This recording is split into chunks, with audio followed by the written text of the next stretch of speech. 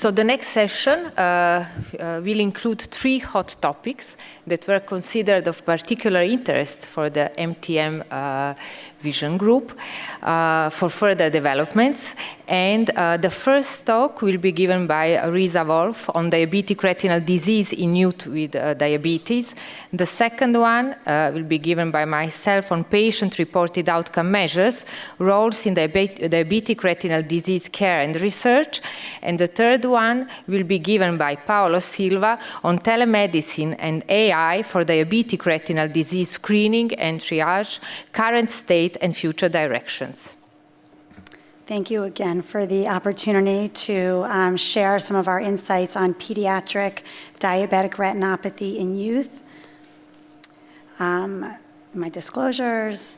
So, I want to just offer a little bit of a different perspective. I think obviously probably most people in the room take care of adults with diabetes and see, and most people are ophthalmologists and see that piece of it.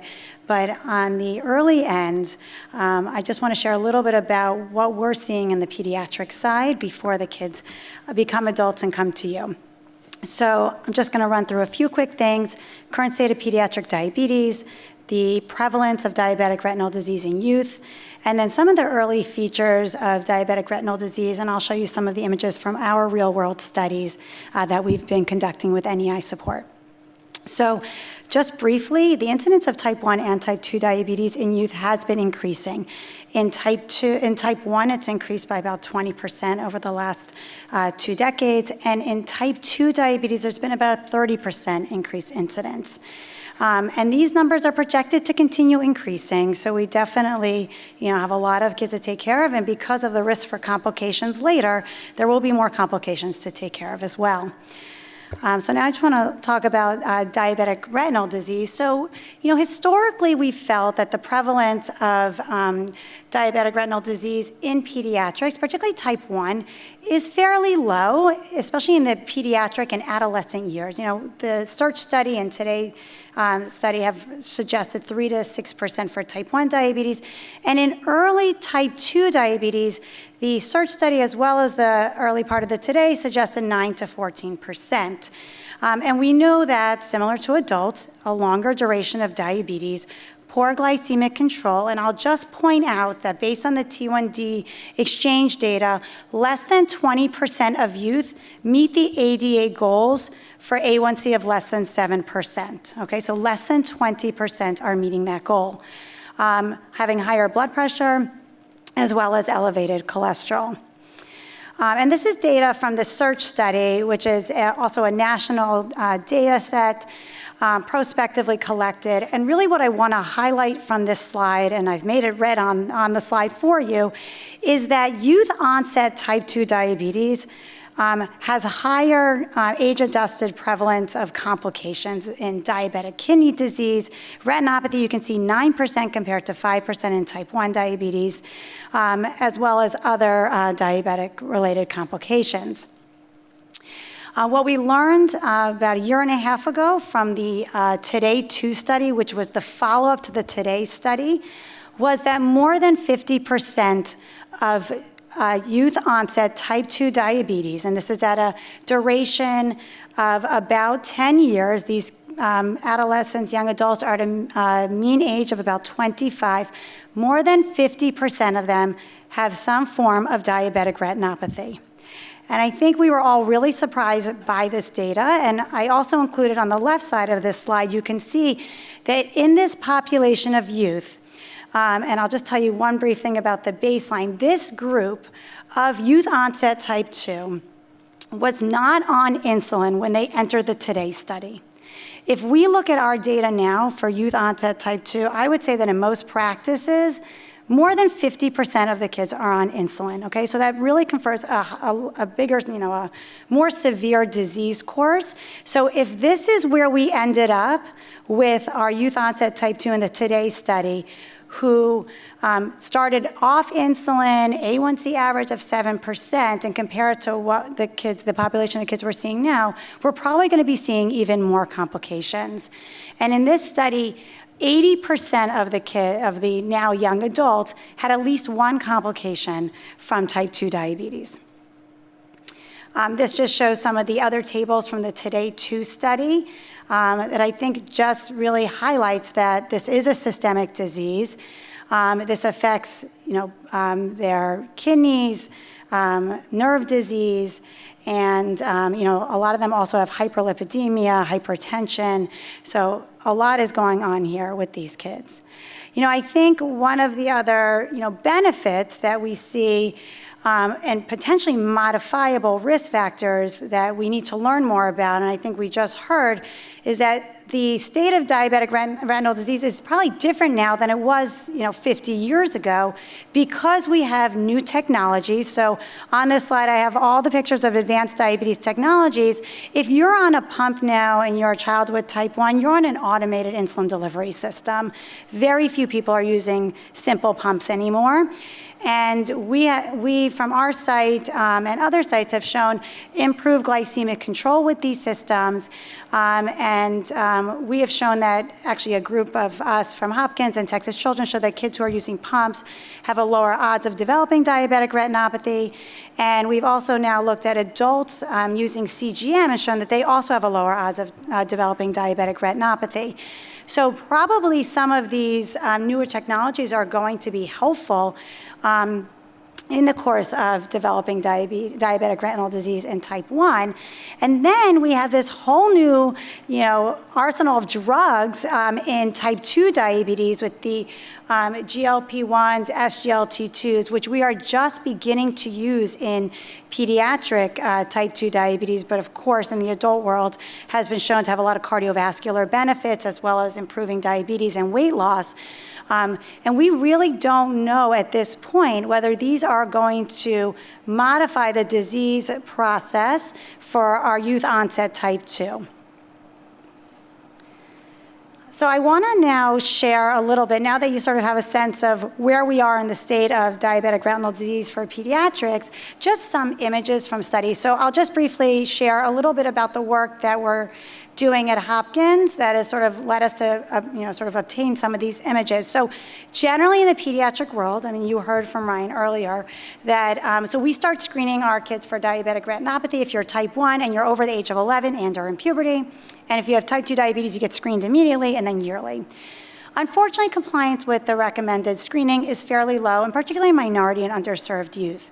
So we started our work in this area back in 2018 by implementing the first autonomous AI, which we all heard this morning, is the first diagnostic AI in any field of medicine to get FDA approval. And we started using it in the pediatric setting at Hopkins. And we actually first showed in just a prospective study that it improved our screening rates from 49 to 95%. So it was great because we actually now can identify whether somebody actually has diabetic eye disease.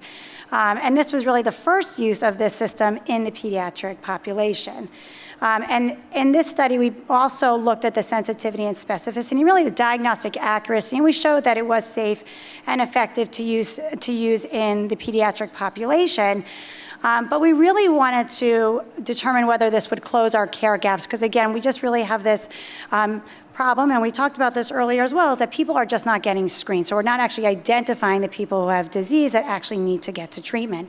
So we did the ACCESS study, which is the AI for Children's Diabetic Eye Exam study.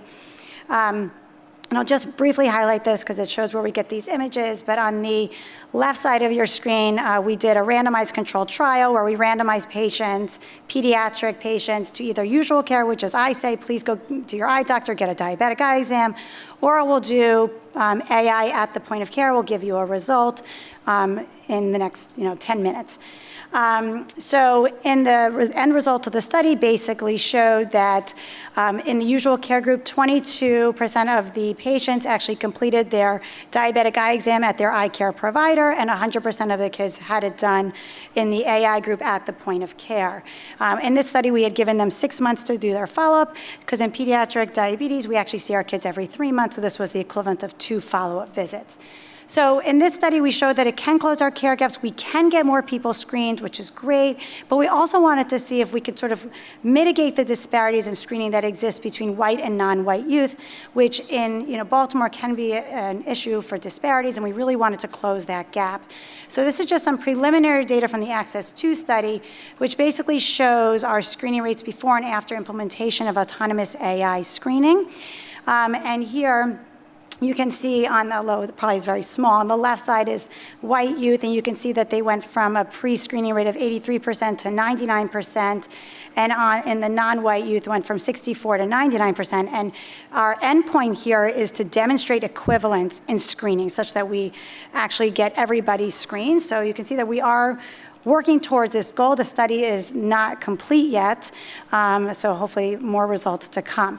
But with these studies, we have enrolled almost 500 pediatric patients in these trials and have acquired a very large data set. So I very much appreciate the common data, sharing and discussions that we've had here today, because they really do help us who are doing these large studies. But I wanted to just share some of the images that we've come across just to sort of show what we're looking at. This patient I bring up really for one reason. This is a 14-year-old male, non-Hispanic Black, has diabetes for 5 years, A1C of 11.7%. Unfortunately, it's more common than we'd like to see. This patient, you can see, has some microaneurysms. The one thing I actually wanted to point out here is the vessel tortuosity. And I don't know how many of you noticed this in the pediatric images, or if you see that many images in kids, but this is a very common finding that we see in our kids with A1Cs that are on the higher side. And it really, you can look at two separate images and you can say that person has an A1C above 10, that one is going to be closer to 7. And this patient has mild diabetic retinopathy, and this is a patient with type 1 and only 14 years old. This patient, you can see, it's pretty clear, has a hemorrhage. This one is a 16-year-old female, non-Hispanic Black, type 1 diabetes for 9 years, A1C of 6.9% on an Omnipod pump, on a manual pump still, and that's because of issues getting CGM. But you can see the A1C is really, it's below target, but in the past has had high A1Cs. And this patient has moderate diabetic retinopathy, and you can see that hemorrhage on the bottom there. This one I wanted to just bring up because this patient also has a small hemorrhage, and this patient is a 17-year-old female, non-Hispanic white, diabetes for 9 years, again, type 1, A1C of 7.6 and uncontrolled IQ, a hybrid closed-loop system, and has a hemorrhage on the right side and moderate diabetic retinopathy. So this one I actually only bring up because they have they have a lot of looping in this retinal fundus photo. No diabetic retinopathy as per our diagnosis from the retina specialist, but just interesting vascular findings that have really not yet been characterized in pediatrics. So I think there's a lot of early work to be done here. And then just a few images from type 2. You can see that this patient has a cluster of little hemorrhages by the macula, and this patient is 17 years old, female, non-Hispanic Black, type 2 diabetes for 6 years, A1C of 13%, and moderate diabetic retinopathy. Again, you can see the sort of tortuosity of the vessels as well. And then I think I just have one more image I wanted to show. Okay, so this patient is a 19-year-old male, actually has only had diabetes for 4 years, A1C of 13.2%. You can see the hemorrhages on the top half of this fundus photo with moderate diabetic retinopathy. So, I think my point is to show you that this disease does exist in kids, and we do need to start really thinking about how we characterize it, whether that's different in pediatrics versus adults. What is the progression for this youth onset group? Is it the same? For type 2 diabetes, we know it has to be different. It's so rapid in these kids. And this one, there was a few microaneurysms. So, I just want to sort of end off by sharing that I think until this morning, I would have said that I was hoping that we were going to be seeing a divergence in diabetic retinal disease in youth. with all of the kids and youth with type 1 who are taking on these advanced diabetes technologies, automated insulin delivery, which is improving their glycemic control, I am seeing kids go from A1Cs of 10% to 7% in, really just a few months' time. So my hope is that with all of these technologies, we could be on a path where we would see less diabetic retinopathy in type 1. But I think on the flip side, we're going to be seeing a lot more in youth onset type 2. And these kids are at very, very high risk for diabetic retinal disease. And you saw from the Today study that more than 50% of them had it at a mean age of 25, which I think many of us in the pediatric world would say is unacceptable. So we definitely need to do something about it. But I think there's really a need now to really better understand what the onset is, what's the progression, how can we modify this? What are the modifiable risk factors for diabetic retinal disease? And we are planning some studies to do this through functional as well as structural testing. But I really just hope this brings some awareness to the pediatric population and really what we face in the future for these kids. I think I'll end there.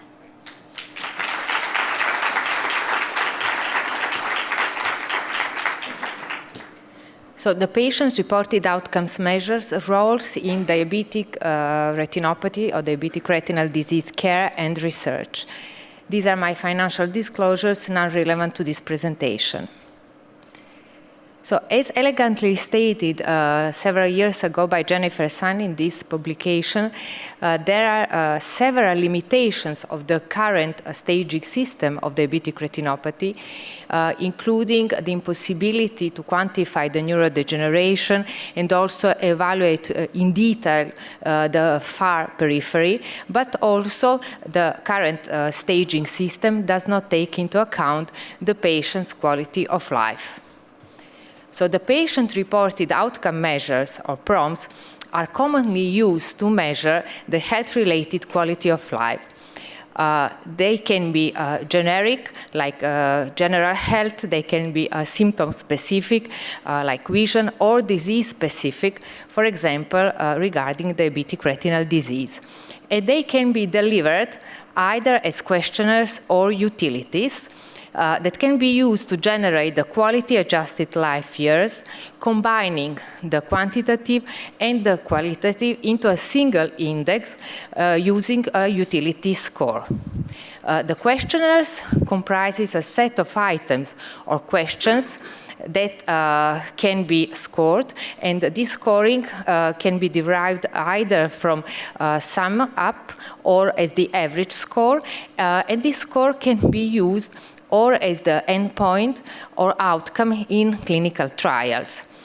Utilities refers to the patient's perception of the health through the patient's preferences. We know now that the regulatory bodies mandate the use of the PROMs in clinical trials because they can guide clinical care, support patient-provider decision-making, also provide data for comparative effectiveness, research for practice improvement or assessment of performance, and assess metrics for value-based payments. So let's see what are the currently, used PROMs in diabetic retinal disease. The most used one is definitely the National Eye Institute Visual Function Questionnaire, which is a vision-specific questionnaire, so it elicits patients' perception of their visual impairment and its relation to health-related quality of life. The content has been generated from the patients not only with diabetic retinopathy, but also with AMD, cataracts, open-angle glaucoma, and so on.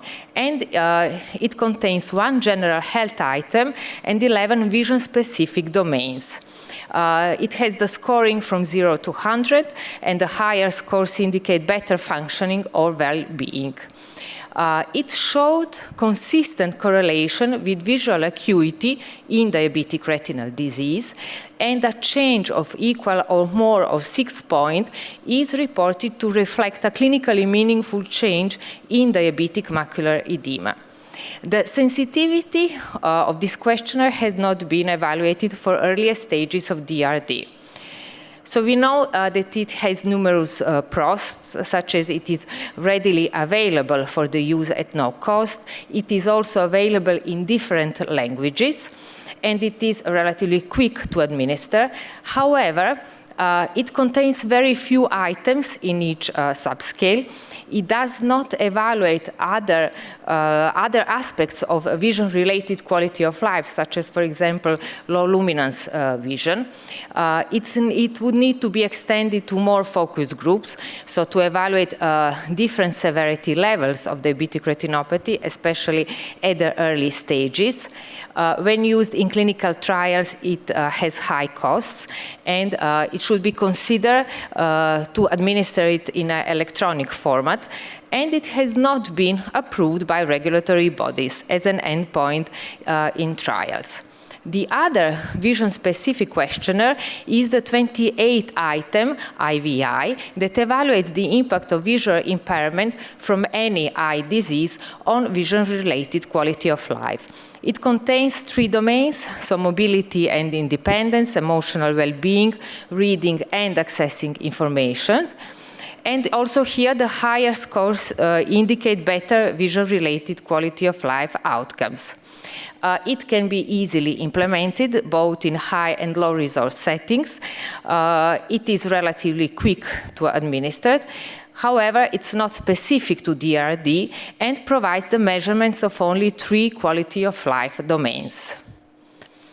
So if we move now to the DRD-specific questionnaires, we have the Diabetic Retinopathy Dependent Quality of Life Questionnaire, which evaluates the quality of life in patients with diabetic retinopathy, and it was modeled on the audit of diabetes-dependent quality of life. It has 2 broad questions on present quality of life and other 24 items that are referred to specific aspects of quality of life. It is also quite quick to administer and can be easily implemented.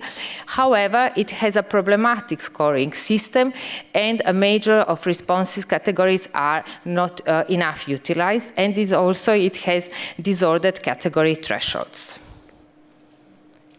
The diabetic retinopathy and macular edema computerized adaptive testing is a digital and computerized adaptive testing PROM that evaluates the impact of diabetic retinal disease, associated visual impairment, and effectiveness of treatment on quality of life.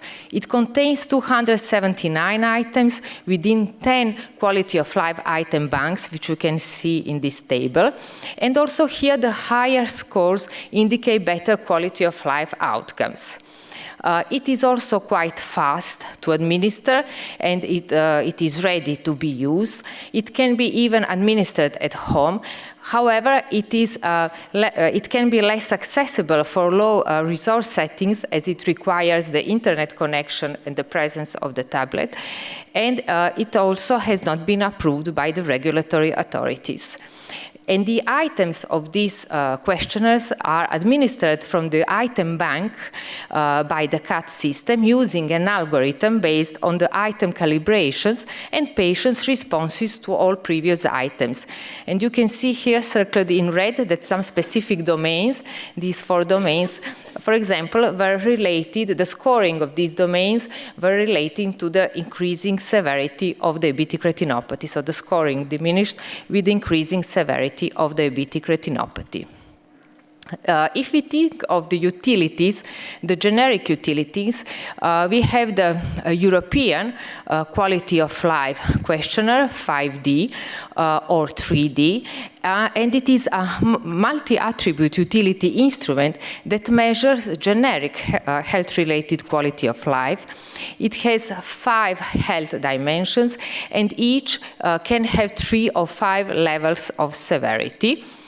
It is quite quick and fast to be administered, also freely available. However, it has numerous limitations to be used, as for example, it has not shown to be correlated to visual acuity in clinical trials on intervention for example, DME.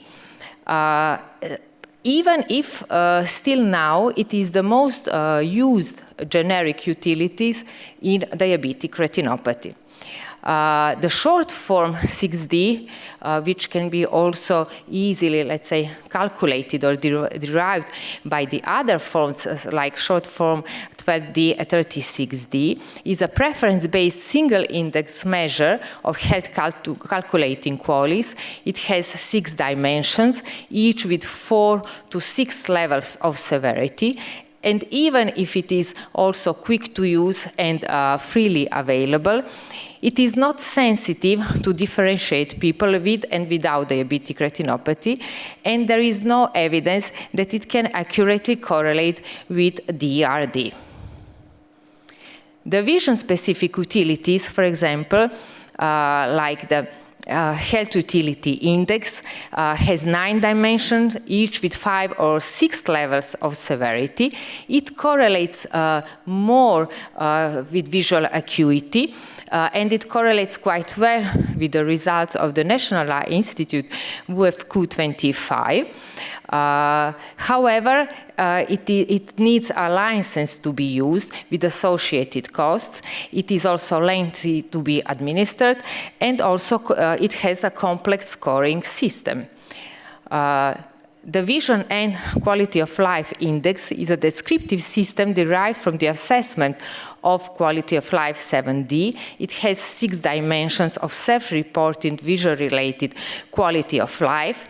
This is freely available and quite quick, but however, it has been evaluated only in cross-sectional studies, and it is also less accurate for application at the individual level. The diabetic retinopathy specific utilities, here we have TTO, time trade-off, and standard gamble, and these are direct elicitation methods that measure the utility scale, and they are currently accepted models for quality of life measurements in ophthalmology. The utility value of 1 corresponds to perfect health, 0 is the death, and the negative value is the state of health that it is worse than death. They have pros, obviously, because they can serve as a comparative capacity with other health disease states. However, their reliability is affected by variability in the process of making questions and also the answers of the patients, which can depend, for example, on the cultural and religion differences, because it's not always easy to discuss about the death. And also, there is a possible mathematical inconsistencies and participants rating worse than that. Diabetic retinopathy utility is a preference-based utility instrument that is developed using discrete choice experiments. It is a descriptive system comprising of 5 dimensions of DR-specific quality of life, and it has 3 severity levels on the responses from no difficulty to a lot of difficulty. It is quite fast, commercially available. However, it has not been used on a large population, and it has been used only in the, let's say, development population, development process, and it has not been approved by the regulatory bodies. So the key findings from this review that we did within the MTM Vision Network in our group of the quality of life and the available prompts in DRD, the current level of evidence of these 12 reviewed prompts was mostly level of evidence 3, so evidence only from cross-sectional studies. The highest level of evidence was present for the National Eye Institute WFQ25, and also that was 2, and the level of evidence 2 was given also for the IVI and REDCAT, as there were data from the large population and cross-sectional studies. And if we think of the relevance of these prompts to disease stage, so none of the prompts was relevant for the early stages of diabetic retinopathy. The only one that was, let's say, ready for the late stage of DRD, specifically for DME, was the National Eye Institute WFQ25.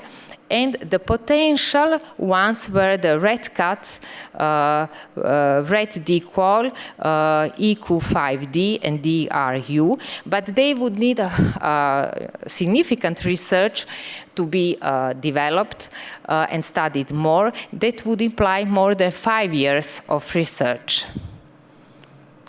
So just to conclude, so no current prompt has all necessary parameters to be included in an updated DRD staging systems.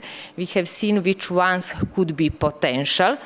The future improvements could involve the ability to elicit a difference between different severity levels of clinical DRD, to demonstrate longitudinal validity in terms of responsiveness to DRD interventions.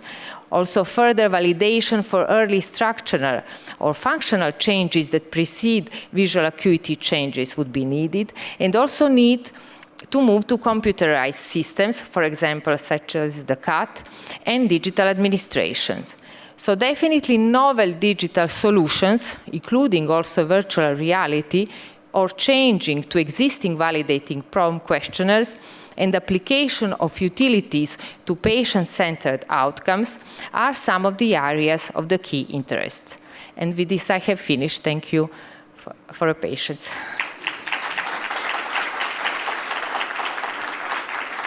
So good afternoon, everyone, and thank you for inviting us to share some of the work we've done at the Joslin Diabetes Center on how we can improve telemedicine and AI in diabetic retinopathy screening. So the telemedicine model for diabetic retinal disease relies on remotely acquired retinal images, centralized evaluation of images, and findings communicated to a remote site. The interpretation of these images can be done by AI. And as we've seen from data from the UK, current diabetes and eye treatments combined with telemedicine may reduce the incidence of diabetes blindness by as much as 95%. Furthermore, the population access by telemedicine is substantially different from what we see in our in-person examinations. It promotes access to eye care for a large, substantially different cohort than those already receiving care. These are patients that are typically younger, more often underserved, and with shorter diabetes duration and less severe retinopathy. By providing access to these patients in early retinal disease, this contributes to timely ocular and medical management. So there are multiple barriers to the access of care. One of the most significant barriers is out-of-pocket cost. And we've evaluated this. We evaluated the impact on surveillance rates for DR by providing retinal imaging as part of comprehensive diabetes care at no additional cost to patients at a tertiary academic center in Boston. So this was a retrospective comparative cohort. We looked at 2 cohorts. The second cohort, we provided care without additional costs. As you can see in these 2 sequential cohorts, the hemoglobin A1C, DR severity, and diabetic retinopathy awareness are similar, suggesting these are no different populations. With providing access to care, providing diabetic retinopathy screening at no cost to patients, we increase our surveillance rate by nearly 3-fold across all severity levels. By providing retinal imaging as part of comprehensive diabetes care, we increase the number of patients identified by nearly 3-fold. This suggests that reducing barriers to eye care can substantially increase patient surveillance, which likely translates to improved long-term care. So one of the hurdles for diabetic retinopathy imaging are ungradable images. This adversely impacts telemedicine programs. Ungradable images can vary from 10 to up to 50% in some programs. It's critical to identify methods to decrease the rate of ungradable images. In the past, we have utilized low-light retinal imaging that improved patient comfort by 50%, as well as reduced the rate of ungradable images by 25%. But one of the most substantial improvements we've seen is improving image acquisition to ultra-wide field imaging. Non-mydriatic ultra-wide field imaging reduced our ungradable rate from 10 to less than 3% per patient. We also increased our identification of retinal disease by over 2-fold. But one of the more recent advances we've looked at is combination of integrated ultra-wide field imaging, and OCT imaging. It's a potentially near-ideal system for many diabetic retinopathy screening and teleophthalmology programs. It allows simultaneous ultra-wide field and OCT imaging using the same machine at the same sitting, improving patient and healthcare logistics. We've shown that in eyes with visually threatening center-involved diabetic macular edema, OCT integration increase the detection of true cases of center-involved macular edema by over 7-fold and reduce false negative rates by over 66%. But despite the benefits of ultra-wide field imaging, these really are confined to tertiary medical centers. To be able to increase access to diabetic retinopathy screening, we should shift towards population-based retinal evaluations, deployment in a wide geographic area, and access a diverse patient population, leveraging less expensive and more convenient imaging devices, allowing broader accessibility of imaging, improved portability, and increased patient participation. So mobile handheld images are a potential means to address this need. We performed a handheld imaging validation study using standardized diagnostic evaluation of 4 handheld retinal imaging devices in comparison to ultra-wide field imaging, standard 7-field ETDRS photography, and optical coherence tomography. This was a prospective multi-device validation study. All images were acquired by certified imagers and evaluated at centralized reading center. So we enrolled 225 eyes of 116 patients. 46% of the cohort enrolled had moderate or more severe DR, and 27% have diabetic macular edema. So this is the ETDRS fields equivalent. As you can see, as compared to those acquired by the current handheld devices, they're more or less similar. And the extent of retinal image compared to the ETDRS 7 fields are very, very similar, very much alike. And the images acquired from 2 of the 4 cameras we evaluated met current guidelines for DR Telemedicine Program with sensitivity and specificity of over 80% and 95% respectively for any DR or referable DR. So the observed grading agreement between handheld imaging and ETDRS photos suggests that handheld imaging may be performed and evaluated in the protocols described may be accurate for DR screening programs. The size, accuracy, and ease of use attributes would allow them to be widely deployed in community-based DR screening programs. However, with increasing imaging, we are burdened with increased image evaluation. The systematic evaluation of all diabetes patients increases cost effectiveness. All images rely on a standardized retinal evaluation. And over the next 2 decades, if this continues on, there's a need to address nearly 1.3 billion retinal images yearly. So we need to integrate AI at the point of care. It allows integrated or effective triage based on the retinal findings. Minimal retinopathy can be triaged to less urgent follow-up, while those with referable retinopathy can receive prompt ophthalmic care. It allows workflow improvements, immediate feedback to patients, as well as increasing the efficacy of DR telemedicine programs.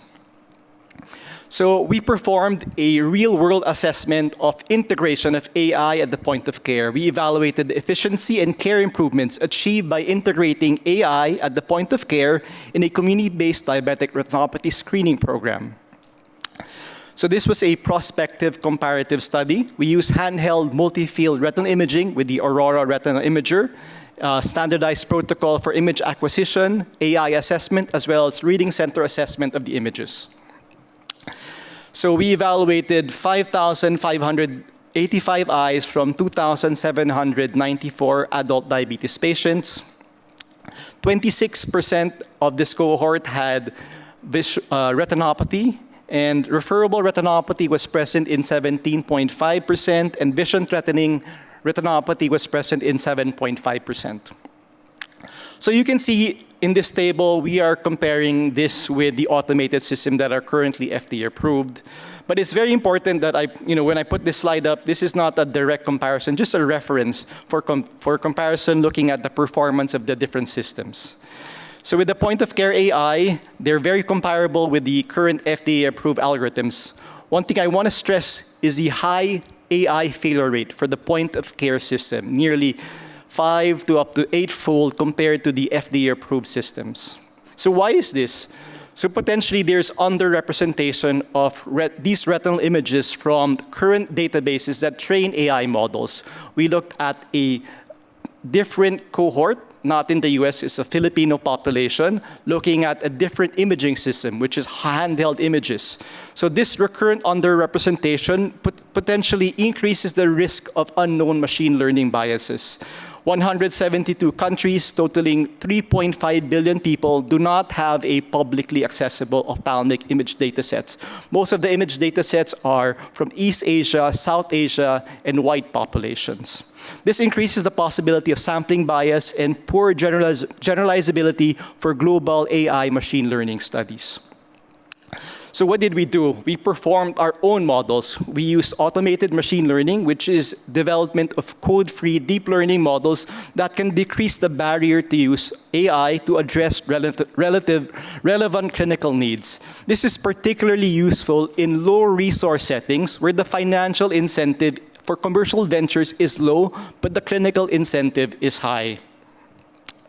So we performed our own machine learning algorithm on a training set of 16,681 images, as shown here. We're able to achieve an accuracy for referable retinopathy of 99%. We perform both an internal validation as well as an external validation using the Asia-Pacific teleophthalmology dataset.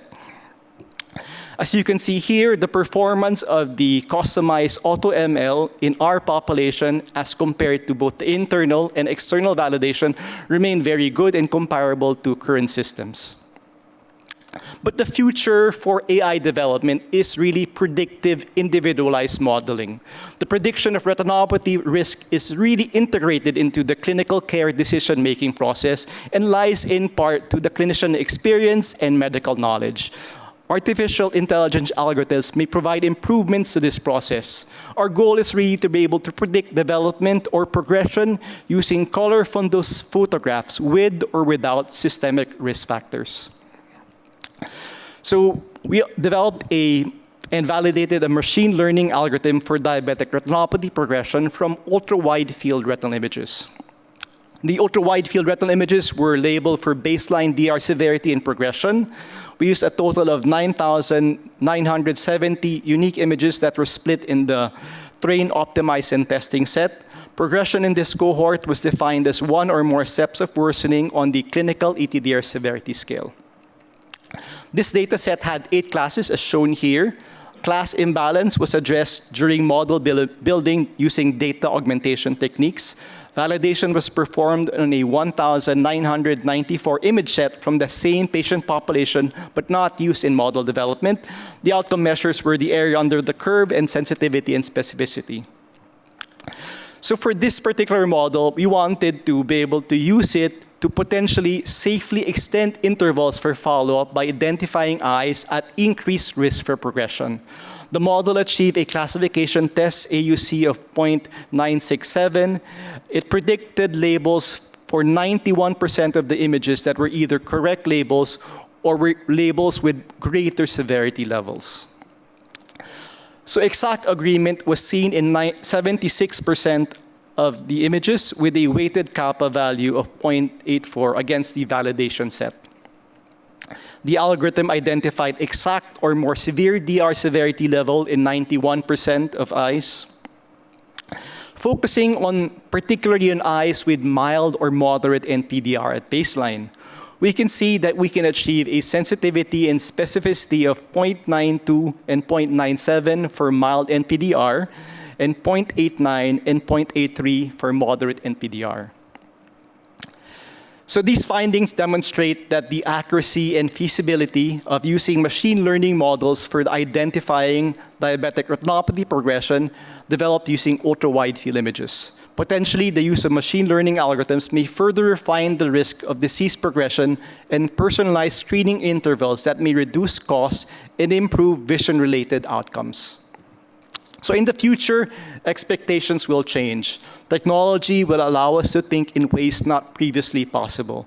Automated retinal image analysis and deep machine learning will potentially change the way images are evaluated. Paramount to this is maintaining the quality of care and establishing standards to ensure patient safety and outcomes are improved. Thank you.